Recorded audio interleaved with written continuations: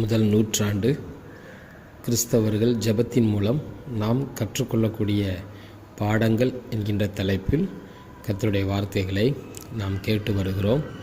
அப்போஸ்தலர் 8ஆம் அதிகாரம் ஒரு 4 வசனத்தை நான் வாசிக்கிறேன் உங்களுக்காக.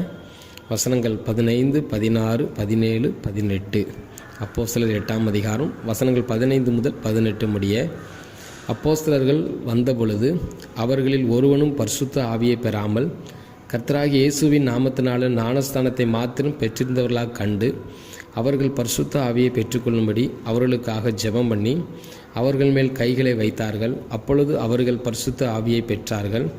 அப்போஸ்தலர் தங்கள் கைகளை அவர்கள் மேல் வைத்ததினால் பரிசுத்த ஆவி தந்தள்ளப்படுகிறதை சீமோன் கண்டபோது. இந்த வேத பகுதியில் அப்போஸ்தலர் 8ஆம் அதிகாரத்தில் அப்போஸ்தலர்கள் முதல் நூற்றாண்டு கிறிஸ்தவர்கள் ஜெபித்ததினால் என்ன நடந்தது என்றால், அவர்களும் பரிசுத்த ஆவியை பெற்றுக்கொள்கிறார்கள். மற்றவர்களுக்கும் அந்த பரிசுத்த ஆவியை கைகளை வைத்து ஜெபிப்பதினால் மற்றவர்களும் அந்த பரிசுத்த ஆவியை பெற்றுக்கொள்கிறார்கள். இது எவ்வளோ பெரிய ஒரு ஆச்சரியம்! இந்த உலகத்தில் இப்படிப்பட்ட நன்மைகளை நாம் பெற்றுக்கொள்ள முடியாது. ஆனால் முதல் நூற்றாண்டு கிறிஸ்தவர்கள் அவர்கள் நன்றாக ஜெபித்ததினால், அவர்கள் கர்த்தருக்கு பிரியமாய் வாழ்ந்ததினால் அவர்களிடத்தில் பரிசுத்த ஆவியானவர் தங்கியிருந்தார். இந்த வேத பகுதியில் வாசிக்கிறோம். பிலிப்பு அந்த பகுதிக்கு சென்று கர்த்தருடைய ஊழியத்தை வல்லமையாய் செய்கிறார். அங்கே இருக்கிற எல்லாரும் ரட்சிக்கப்படுகிறார்கள். அங்கே இருக்கிற எல்லாரும் நல்ல வல்லமையாய் நமக்கு கிறிஸ்துவுக்காய் வாழ வேண்டும் என்று சொல்லி எல்லாரும் மனமாற்றம் அடைகிறார்கள். இயேசுவுக்காய் நம்ம வாழ வேண்டும் என்று சொல்லி பிலிப்புவினுடைய ஊழியத்தின் மூலமாக இந்த சமாரியா பட்டணத்தில் மிகப்பெரிய ஒரு மனமாற்றம் உண்டாகிறது. ஆனால் இந்த மனமாற்றத்தின் மத்தியில் அவர்கள் பரிசுத்த ஆவியை பெறவில்லை.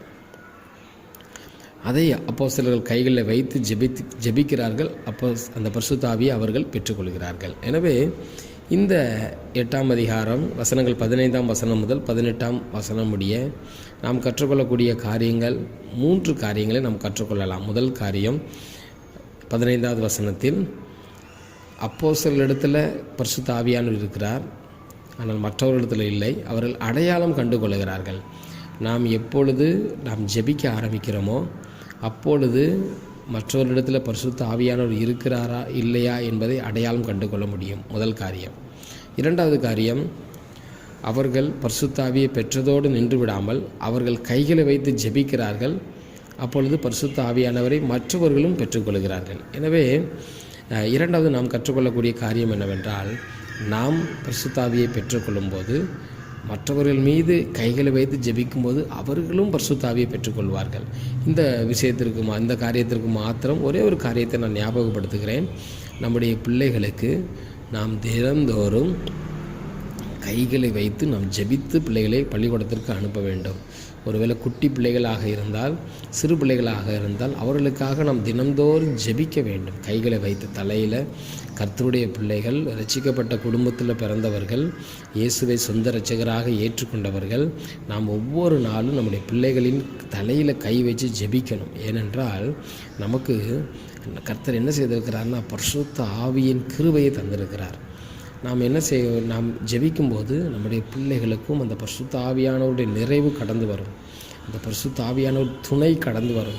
எனவே ஒவ்வொரு நாளும் நம்முடைய பிள்ளைகள் பள்ளிக்கூடத்திற்கு போகும்போதும் சரி, ஒருவேளை பிள்ளைகள் தூங்கி கொண்டிருப்பார்கள் என்றால் அவளுடைய கைகளை வைத்து நாம் ஜெபிக்கணும். இந்த உலகத்தையே கலக்கின சார்லஸ் வெஸ்லி அவர்களுடைய அம்மாவை குறித்து கேள்விப்படும்போது, ஜான் வெஸ்லியுடைய அம்மா சார்லஸ் வெஸ்லி அவர்களுக்கு ஒவ்வொரு நாளும் இரவு நேரத்தில் பிள்ளைகளுடைய கைகளை வைத்து ஜெபிப்பாங்க. ஆண்டவரே, என் பிள்ளையை ஆசீர்வதிங்க என்று சொல்லி இரவு நேரத்தில் ஜெபிப்பாங்களாம்.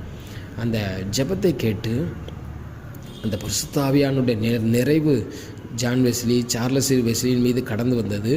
அவர்கள் இந்த உலகத்தை கலக்குகிறவர்களாக மாறினார்கள். பரிசுத்த ஆவியினால் நிரப்பப்பட்டார்கள்.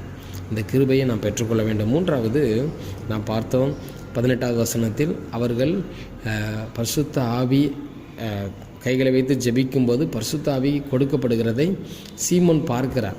அந்த மாய வித்தைக்காரன் பார்க்கிறான். பார்த்து நானும் எனக்கும் யார் மேலே கைகளை வைக்கிறேனோ அவர்களும் பரிசுத்த ஆவியை பெற்றுக்கொள்ள வேண்டும் என்று சொல்லி கேட்கிறார். இந்த வசனத்தின் மூலம் நாம் கற்றுக்கொள்ளக்கூடிய காரியம் என்னவென்றால், அவர்களோடு கூட பரிசுத்த ஆவியானவர் இருக்கிறார். அவர்கள் கைகளை வைத்து ஜெபிக்கும்போது இந்த பரிசுத்த ஆவியானவர் அவர்களுக்கு ஊற்றப்படுகிறார் என்பதை சீமோன் பார்க்கிறார். இந்த நாட்களிலும் நம்மோடு பரிசுத்த ஆவியானவர் இருக்கிறதை மற்றவர்கள் பார்க்க முடியும். எப்பொழுது? நாம் ஒழுங்கும் கிரமமாய் ஜெபிக்கும்போது, இந்த உலகத்தில் பரிசுத்த வாழ்க்கை வாழும் பொழுது. எனவே நம்மை நாமே ஆராய்ந்து பார்ப்போம். முதல் நூற்றாண்டு கிறிஸ்தவர்கள் ஜெபித்தார்கள், அவர்கள் பரிசுத்த ஆவியை பெற்றுக்கொண்டார்கள். அவர்கள் யார் மீது கைகளை வைத்து ஜெபித்தார்களோ அவர்களும் பரிசுத்த ஆவியை பெற்றுக்கொண்டார்கள். அது மாத்திரமல்ல, அவர்கள் ஜெபித்ததின் மூலம் அவர்களோடு கூட பரிசுத்த ஆவியானவர் இருக்கிறதை மற்றவர்கள் அடையாளம் கண்டு கொண்டார்கள். எனவே இந்த 2 நாட்களிலும் நாம் என்ன செய்வோம்? முதல் நூற்றாண்டு கிறிஸ்தவர்களைப் போல நாம் ஜெபிப்போம். கர்த்தர் நிச்சயம் நம்முடைய நம்ம கைகளை வைத்து ஜெபிக்கும்போது பரிசுத்த ஆவியானவர் வெளிப்படுத்துவார். Thank you. May God bless you. Thank you.